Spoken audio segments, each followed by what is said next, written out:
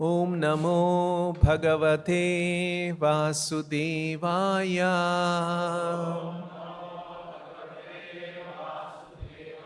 Reading from Srimad Bhagavatam, Canto 5, Chapter 5, Text number 35.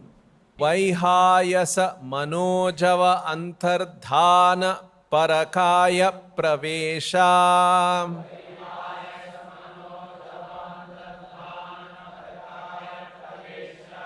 dura grahanadhini yadruchayopagathani nanjasa nripa hridayena abhyanandat. Translation and purport by His Divine Grace A.C. Bhaktivedanta Swami, Srila Prabhupada.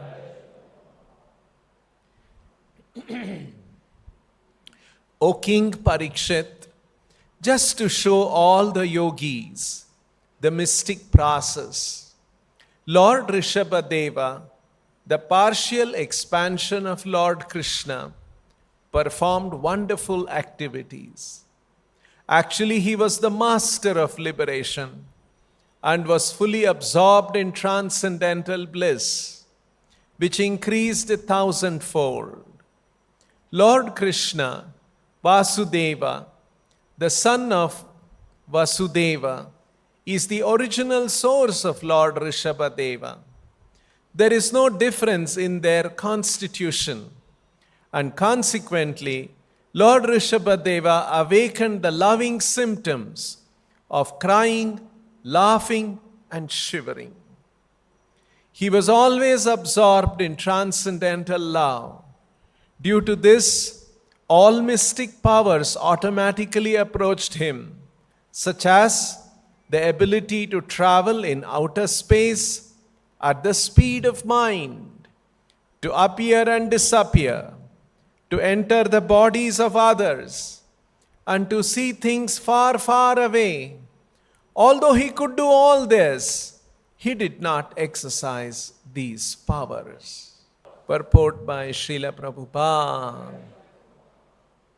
In the Chaitanya Charitamrita, it is said, Krishna Bhakta Nishkama Athevas Shanta Bhukti Mukti Siddhi Kami Sakali Ashanta. The word Shanta means completely peaceful.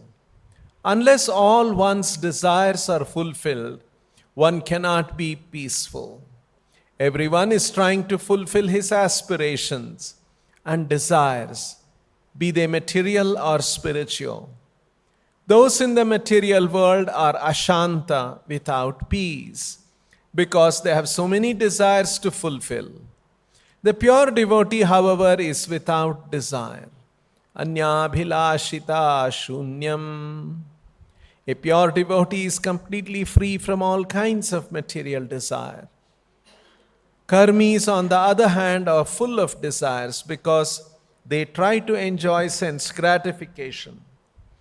They are not peaceful in this life, nor the next, during the past, present, or future.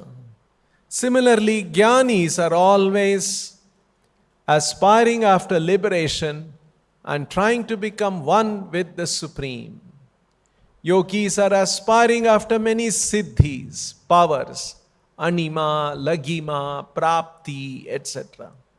However, a devotee is not at all interested in these things because he is fully dependent on the mercy of Krishna. Krishna is Yogeshwara, the possessor of all mystic powers, siddhis, and he is Atmarama, fully self-satisfied. The yoga siddhis are described in this verse. One can fly in outer space without the aid of a machine, and he can travel at the speed of mind. This means that as soon as a yogi desires to go somewhere within the universe or even beyond this universe, he can do so immediately. One cannot estimate the speed of mind, for within a second the mind can go many millions of miles. Sometimes yogis enter into the bodies of other people and act as they desire when their bodies are not working properly. When the body becomes old, a perfect yogi can find a young, able body. Giving up his old body, the yogi can enter into the young body and act as he pleases. Being a plenary expansion of Lord Vasudeva, Rishabdeva possessed all these mystic yoga powers, but he was satisfied with his devotional love of Krishna, which was evinced by the ecstatic symptoms such as crying, laughing, and shivering. Thus end the Bhaktivedanta purports of the 5th canto, 5th chapter of the Srimad Bhagavatam, entitled Lord Rishabdeva's Teachings to His Son. This is the last verse of this chapter, Lord Rishabdeva's teachings. He not only taught his sons, but he is also showing by his personal example. And so we see all of this in today's verse. Iti nana yoga charya charano. Iti nana yoga charya acharanaha. Rishabdeva acted like a mystic yogi, practicing mystic yoga system and attaining perfection. And in that perfectional stage, Ajagara Vritti or Ajagara Vratha, he practiced and he showed by his personal example. So, just to show all the yogis the mystic process. Iti nana yoga charya charanaha. And who did this? Bhagavan. Bhagavan Kaivalyapatihi Rishabha. So, in the Bhagavatam, Shukadev Goswami is speaking these words. In this context, he is saying, this Rishabdeva, he is actually Bhagavan and he is Kaivalyapati. The word Kaivalya means oneness. So, there is one kind of oneness that impersonalists desire. They want to merge their individual being into the being of the Lord. So, like we all exist as individuals, but they want to extinguish their individual existence and merge into the existence of the Lord. So, for such practitioners, the Lord allows them to enter into the Brahma Jyoti, the effulgence coming from his body. And that kind of an merging into the effulgence of the body is called Sayujya Mukti. And who can give that Sayujya Mukti? The Lord can only give. And hence, he is known as Kaivalyapati. So you see, Prabhupada translates Kaivalyapatihi, the master of Kaivalya, Pati, Kaivalyapati, master of Kaivalya, or oneness, or the giver of Sayujya Mukti. So he is actually the one who awards that. So, Bhagavan Kaivalyapathir Rishabhaha, what did he display? Aviratha Parama Maha Ananda Anubhava Atmani. aviratha, incessantly, without any break. Parama Maha Ananda. Ananda, Maha Ananda, and Parama Maha Ananda, and Avirata Parama Maha Ananda. Anubhava. He was experiencing Atmani in his self. So, that is the experience of a yogi. Sarvesham bhutanam atma bhute. One who is situated in the heart of every living entity. Sarvesham bhutanam atma bhute. In another place in the Bhagavatam, it is said, Akhila dehinam antaratma dhruk. This is description of Krishna. Akhila dehinam antaratma dhruk. In all the living entities who have acquired a deha, those who are embodied, akhila dehinam antaratma dhruk. He is the witness of the inner heart of every living entity. Actually, we do not realize the seriousness of this. You see, it is a law. You will see sometimes you go to some office, they'll put a board. This area is under CCTV surveillance. Right? That means they put a CCTV and they're informing you. Somebody could be watching or somebody is recording. So that we become alert, we don't do some wrong things. Right? You go to a big store and there'll be CCTVs, different place. So you are careful.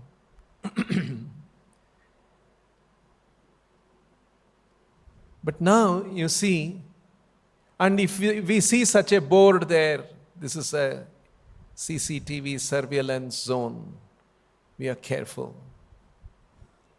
Actually, Akhila Dehinam Antaratma Druk. Krishna is not just watching externally, he is watching the core of our heart. Akhila Dehinam Antaratma Druk. He is the witness of the heart of every living entity. Now, along with this verse, you read this verse, the last verse of the 6th chapter of the Gita. Yoginam api sarvesham madgaten antaratmana. Shraddhavan bhajate yomam same yukta tamo mataha. So, Krishna is the witness of the innermost core of our heart, and the highest yogi is one who is devoted to Krishna in the innermost core of his heart. That is why in Bhakti we cannot cheat at all. We may cheat externally, others. We may cheat our authorities. We may cheat our temple commanders, different people. But Krishna is seated in the heart and he is watching. So we are always under in the surveillance zone of Krishna. Nothing is out of his purview. So this is reiterated in many places in the Shastras. Sarvesham bhutanam atma bhute. And further, Bhagavati Vasudeve Atmanaha Avyavadhana. Avyavadhana. Atmanaha avyavadhana. Bhagavati Vasudeve Atmano Avyavadhana. You see, this is a description about Rishabdeva that Shukadev Goswami is making about his activities. But he is immediately bringing a link between Rishabdeva and Bhagavati Vasudeva, Bhagavan Vasudeva, Krishna. What is the link? Atmano Avyavadhana. Avyavadhana means, here Prabhupada translates, by the non-difference of constitution. Avyavadhana means it is contiguous. Atmanaha Avyavadhana. Vasudeve, Bhagavati Vasudeve, Atmanaha Avyavadhana. That's why Prabhupada translates by the non-difference of constitution. And in translation he says, there is no difference in their constitution between the Lord Krishna and Rishabdeva. This is one of the tattvas of the Lord. Tattva means truth, reality, or the signs. So, what is the truth about God? This is very elaborately understood and described in the Gaudiya Vaishnavism. And Chaitanya Charitamrita says, Panchatattvatmakam Krishnam. Krishna is composed of, full of Panchatattvatmakam. Pancha, 5, Tattva, Atmakam, Krishna. Krishna has 5 aspects or 5 truths.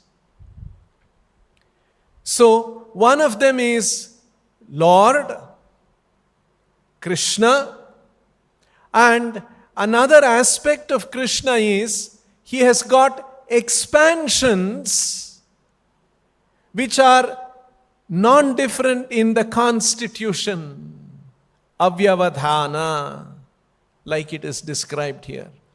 The Lord is there and the Lord has expansions. That is one of the aspects of Krishna. Advaitam Achyutam Anadim Ananta Rupam. How many rupa he has? Expansions? Unlimited. So that is one of the features of God.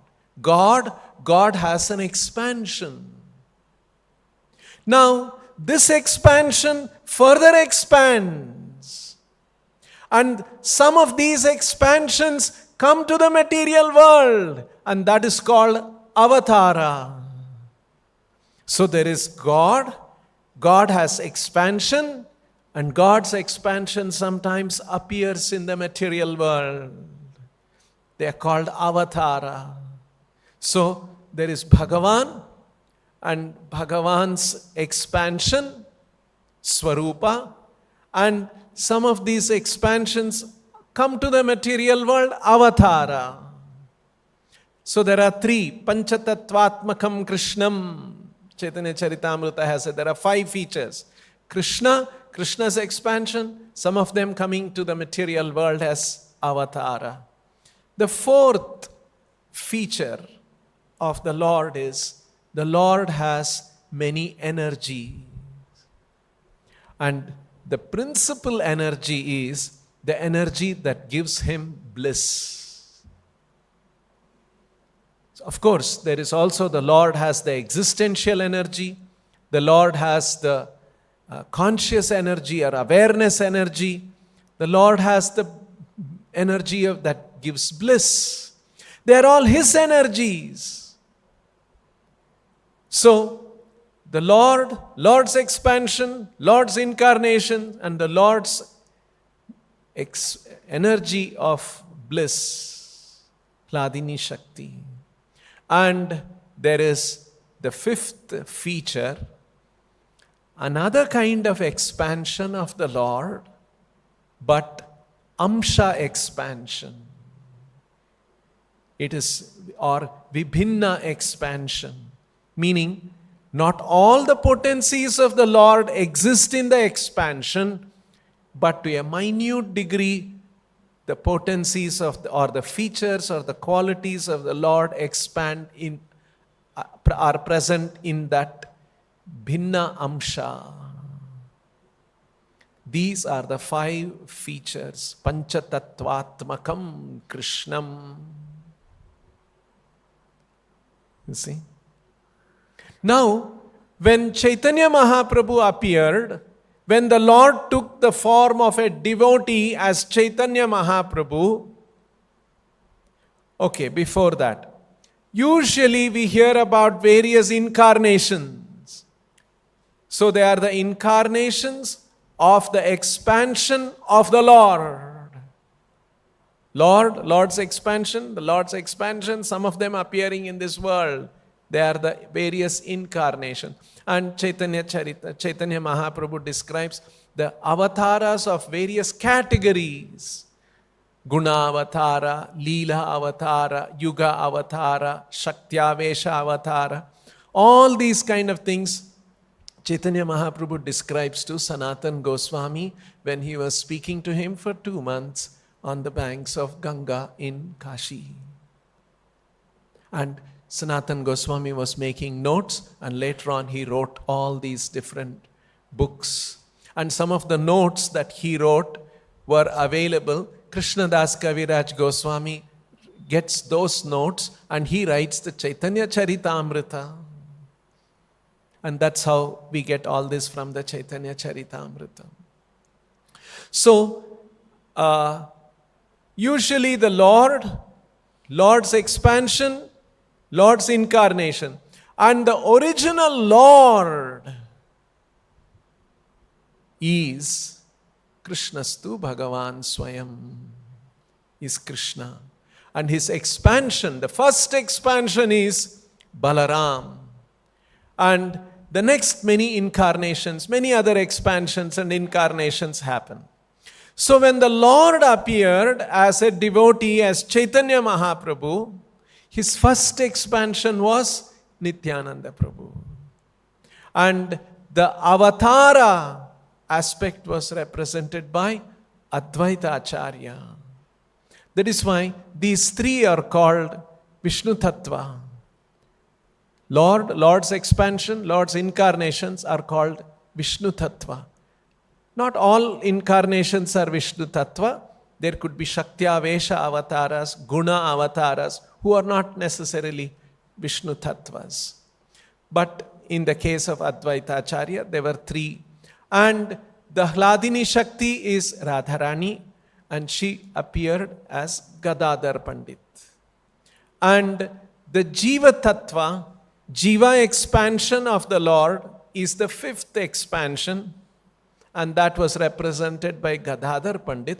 And all of us who are sitting here and hearing this class, we are all that expansion of the Lord as Jiva Tattva. This is the truth about us. In this life, we have taken a human form. In previous lives, we could have had other forms. And in future lives, we can have other forms. But in this life, we have taken a human form. But this is just a garment. Like today, some of you are wearing saffron dress, white dress, black dress, blue dress, white, different dresses, color dress. Tomorrow, if you come, you will come in another dress, except, of course, our devotees. They'll come every day in the same dress. But others, I am saying, tomorrow they'll come in another dress. Day after they'll come in yet another dress.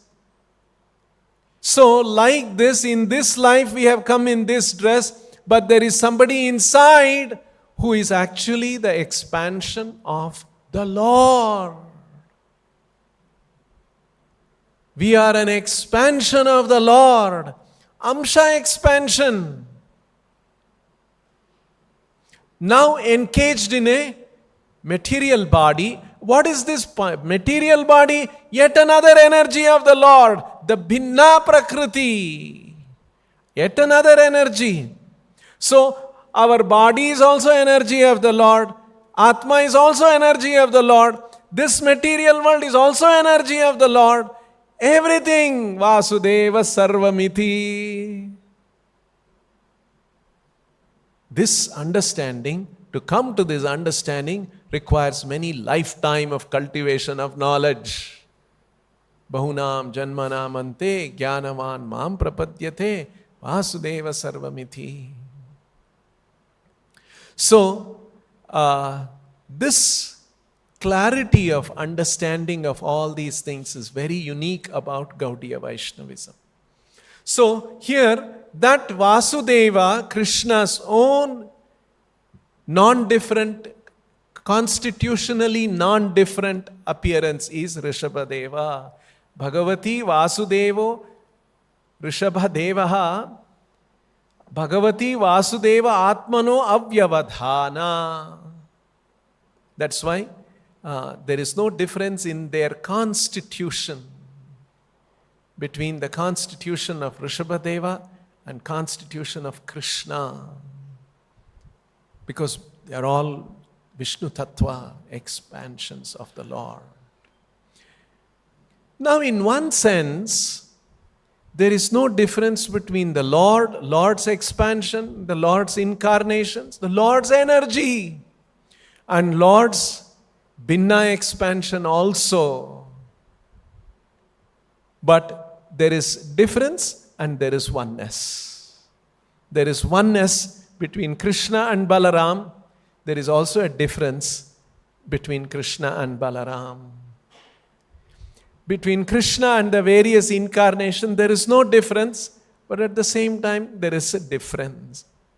Between Krishna and energy of the Lord, there is no difference, but there is also some difference. There is a oneness aspect, there is a difference aspect. In the same way, between the living entity and the Lord, there is oneness aspect, there is also difference aspect. Now, these are the things to be more carefully understood. That is what the Vedic literatures are explaining. What is the situation of the Lord? What is the situation of the expansion of the Lord? What is the situation of avatara? What is the situation of the energy? What is the situation of the living entity? Us, each one of us. This is the subject matter of the material, of the Vedic literatures. And then we have the material world. What is the situation of the material world? So, to understand all this very clearly is the purpose of the Vedic literatures, which we cannot understand with our own senses and with our own mind. They have cognitive limitations. Just like our sense perception has limitation, mind has limitation, our intelligence has limitations. And hence, we have to get this knowledge from the Shastra to know our own situation. And so, Rishabdeva, what did he do? Anantarodhara bhavena siddha samasthartha paripurna yogaishwaryani. Now, he practiced mystic yoga to the level of perfection. And in that level of perfection, what did he experience? Anantarodhara bhavena. He was crying. He was experiencing all these ecstatic symptoms. So, a yogi can also experience these symptoms of ecstasy. So, Chaitanya Charitamrita explains, yogi's realization of the Lord is called Shanta Bhakti. Yogis also have realization of the Lord. And that realization of the Lord is a very preliminary stage. So, yogis in their perfection are in Shantarasa Bhakta, experiencing the Shantarasa Bhakti with the Lord. In fact, not only yogis, all other general religions talk about what? God is great. Yes, He has all these wonderful powers and we should worship Him. This is actually Shantarasa. So, in fact, Jnanis, Yogis, Tapasvis, all of them, what they practice is different aspects of Shantarasa Bhakti. And here, Rishabdeva is showing the perfection of that mystical yoga system. And in that, he is conscious of the Lord's greatness and being aware of the greatness of the Lord. He's crying. His hairs are standing on end. This is the realization of the greatness of the Lord. You see, this is perfection. So, anyone who is conscious of the Lord and the Lord's greatness, this is what happens. Becomes absorbed with bhava, feelings. That is why, you see, in the morning when we sing our prayers to the spiritual master, how the spiritual master is doing kirtana, nartana, and in this way he is experiencing the pleasure of serving kirtana of Mahaprabhu, and in this way his mind is absorbed in the kirtana rasa, and he is experiencing ashru, the tears are flowing from his eyes. So actually, is a perfected devotee constantly experiences this. That is the state of spiritual realization. That's what we are all potentially capable of. But right now we have forgotten God. We have come to this material world. We are now trying to explore relationships in the material world. And in that relationships, we are trying happiness, crying, or all those kind of things. But this all lasts for a while and goes away. It ends in more and more miseries.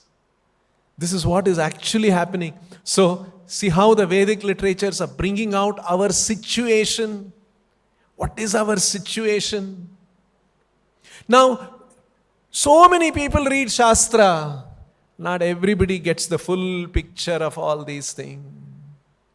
Very few people who are practicing reading Shastra also get a full understanding the situation of the Lord, situation of us, situation of the material world, situation of the practitioners of different religions, how all these things are all working. Very few people know about it. This is one of the beautiful revelations in our Sampradaya, and this was so nicely understood and captured by Srila Prabhupada and presented in his books. So this is not a small thing, what we have been presented, to get a full picture. I have had conversations with so many Vedic scholars of other Sampradayas. They all know it in their tradition, in their culture, but do they have an overall full picture? Very rare. Even big sannyasis, even big scholars in different sampradaya, they don't have a full picture. The way Srila Prabhupada has presented, and even our bhaktas get an understanding, and they also can speak so well. This is very special, what Srila Prabhupada has done. Chaitanya Mahaprabhu giving a complete overview of what is the truth. So here, now, Rishabdeva, when he practiced this mystic yoga to set an example, because we always need strong examples. So he is setting an example for a good yogi.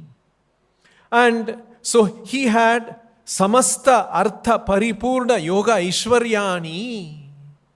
All these siddha, all these different kinds of mystical perfection manifested in his body, in his self. And what are those yoga ishwaryani? That mystical opulences that were manifest in him? Vaihayasa, ability to fly in the sky. Manojava, travel at the speed of the mind. Antardhana, suddenly disappear, appear and disappear. Parakaya pravesha, enter into the body of another person. Duragrahana, to be able to perceive things far, far away. Adini, etc. So when a practitioner of yoga attains a certain level of perfection, all these kind of yoga siddhis manifest in him. So Rishabdeva manifested. Now when Rishabdeva manifested all of them, and how did he respond to it? He got excited, he started showing, displaying, came back to the human society, and no. Yadrichaya upagatani, they automatically appeared in his body. Anjasa nrupa hridayena, na anjasa nrupa, na hridayena abhyanandat. He was not excited about it. He did not welcome it.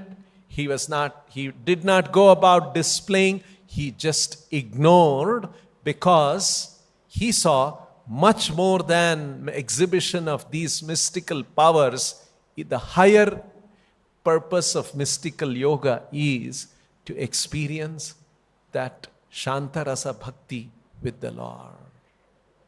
And because of that, Anantarodhara, there was crying, hair standing on end, shivering, all these kind of ecstatic manifestations, they were considered higher than all of these manifestations of mystical perfections. That is what Rishabdeva is pointing out, and that's what this Shukadev Goswami is saying, because Bhagavatam is giving different examples to show how bhakti is the highest achievement, highest spiritual perfection. So there are yogis who acquire these kind of powers, and sometimes they come back to the material world, display these powers, bewilder human beings, and they become highly recognized, they become worshipped, and they enjoy all those kind of pleasures of being recognized and worshipped by the people, and miss out the real perfection, which is to realize Krishna. And the yogic perfection takes one up to the level of Shantarasa Bhakti. And next, there are even higher rasas of bhakti. Further higher refinement of our relationship with the Lord. And what is that refinement? It is intensification and increasing the intimacy of our understanding and relationship with the Lord. These are all the things that Bhagavatam teaches in different ways. So we are learning from Rishabdeva from the beginning how we should not be attached to this body. We saw how he gave these different instructions, and how even though one is a king, one is a husband, one is a mother, one is a wife, how they all can act in this material world. You see how all kinds of comprehensive instructions are given, keeping the final goal in mind. So this is the special thing about Srimad Bhagavatam. It is collecting historical incidents from various parts of the universe where this highest perfection of spirituality was attained and experienced by people in different circumstances, and how we can learn from all these examples. So that is why Srimad Bhagavatam is described as Sarva Veda Itihasanam Saram Saram Samadrutam. It has picked up the Sara from all the Vedas, Upanishads, Itihasas and presented in the Srimad Bhagavatam. We'll stop here. Grantaraj Srimad Bhagavatam ki, Srila Prabhupada ki, Go Premanande.